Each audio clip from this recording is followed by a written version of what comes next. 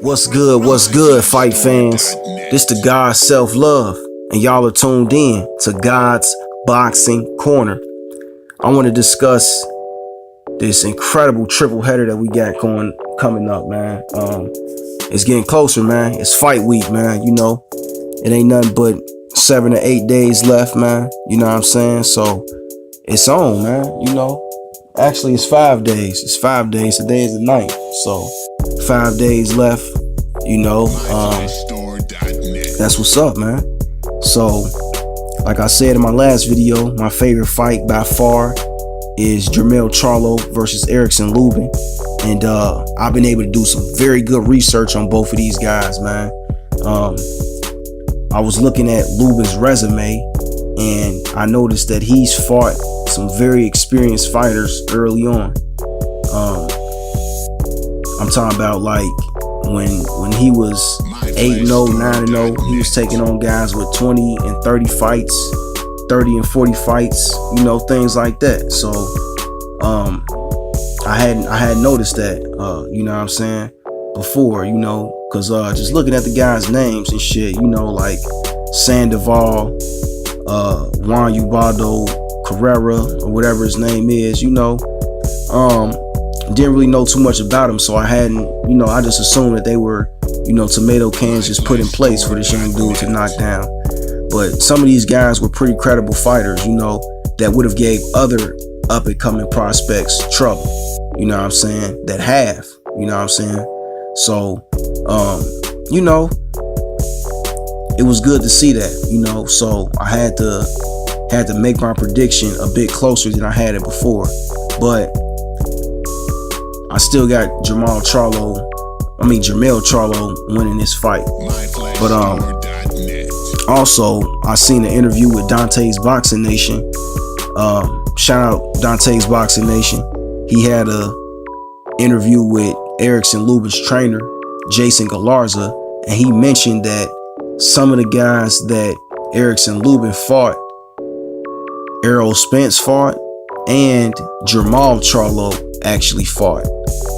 And both of these guys that he mentioned,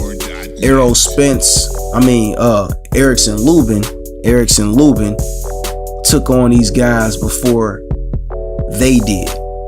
So that was very, very interesting, you know what I'm saying, because obviously you know, Spence and Jermell Charlo are more experienced than Lubin.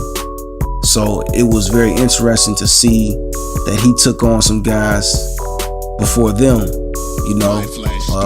I had no clue about that, you know what I'm saying.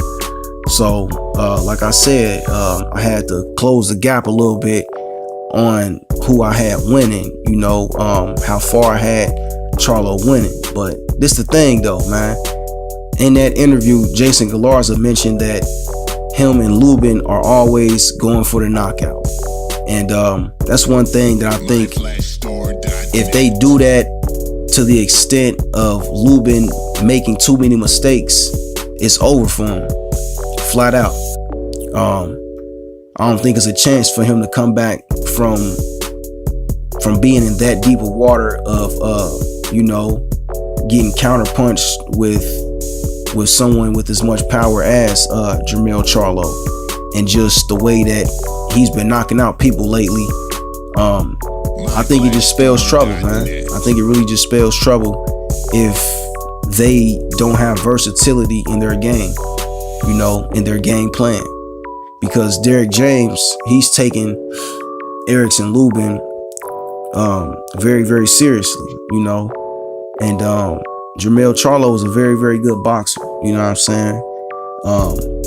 A lot of people I've been seeing online saying that he should have stopped Charles Hatley earlier, but y'all gotta understand, man, things take a process, man. So if you watch the fight, you can see, I mean, he knocked him down 2 times, rocked him multiple times throughout the fight, and then in the 6th round, I'm talking about right when the fucking bell rang, he started the exchange with him, then he ended the exchange. So he progressively went through levels, and he ended up with the KO. I know I've seen Jermell Charlo do that, you know what I'm saying? But I have not seen Lubin really do that. It's just been turn it up on him, and then when he can't take it, keep on turning it up on him. And he pretty much confirmed that when he said that they're always going for the knockout. You know, they've been pretty damn successful with it. You know what I'm saying? I just think that with that kind of mind state, going up against a versatile fighter like Jermell Charlo, I think that just spells disaster. You know what I'm saying? Flat out, man. I don't think it's gonna end well, man. If let's say Lubin does catch Jermell Charlo with a hard enough shot to stun him, but it doesn't knock him down and it doesn't cause, you know, it's not such a reaction to where Lubin can just come in and just start teeing off on him. What does he do at that point? Because now Jermell's going to be looking for that shot again. He's going to be a lot more aware of it. Derek James, you know, they're gonna provide a good enough game plan to where he can adjust to Erickson Lubin's strengths. You know what I'm saying? So I just think that them going for the knockout is just not a good idea. But like I said, man, I still got it. Jermell Charlo winning it, and I say that he wins by knockout if Erickson Lubin cannot be versatile enough to you know, go through the levels and really try to break down Jermell Charlo. You know what I'm saying? I just think that Jermell Charlo and Derek James, their track record these last 3 fights is just phenomenal. You know what I mean?